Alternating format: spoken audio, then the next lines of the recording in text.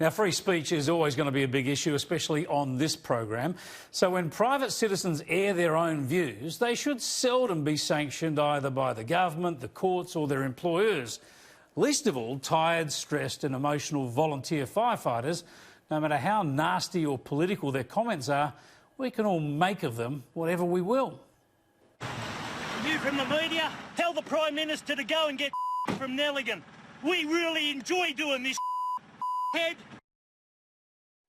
Now, this bloke, Paul Parker, dined out on this spray for a number of weeks. Fair enough. Many people bought him beers. Others, of course, would disagree with him. But there were reports yesterday that had been dumped by the New South Wales Rural Fire Service, and the anti-Morrison media were up in arms.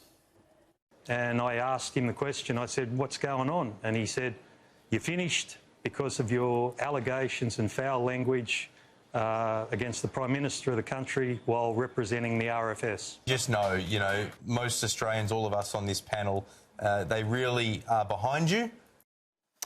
Well, this bloke deserves praise, of course, and support for his firefighting efforts, but the project seems to be using him as a political weapon. It turns out he wasn't dumped by the RFS after all, and nor should he have been. But hang on a minute. Weren't the project part of the woke crowd cheering when Israel Folau was booted from the Wallabies and out of rugby and out of Australia for sharing his religious views? Their words matter. They're welcome to express their beliefs, but fans, sponsors and sporting codes are also welcome to disagree and disown them. You see, this is the thing about free speech. It's not about selecting what you want others to say. It's not about choosing sides. It's about free speech as a principle.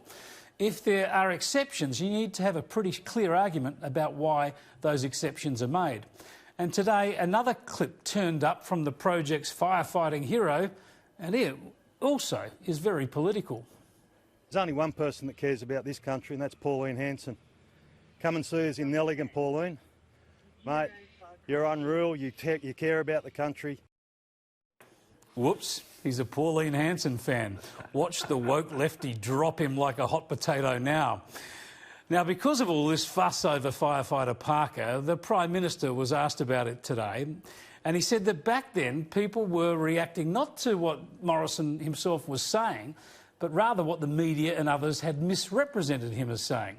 So let's check that. Here's what he said in December. Fact is that these crews, yes, they're tired, but they also want to be out there defending their communities. And in many cases, you've got to hold them back. Fair enough. Who could possibly disagree with that? Here's what some media and activists have made of it. Does he honestly think that this is how we want to spend our summer, with Graham fighting fires every other day and sleeping and resting on the days in between? These people don't volunteer because they want to. They volunteer because they have to. And the last I heard, you're saying that the fireys want to be there. They choose to be there. They need help. I can tell you right now, they need help. And they need your support. We need your support. Morrison has a point, doesn't he? What he said was misrepresented in political attacks and media pile-ons that journalists either fanned or failed to correct.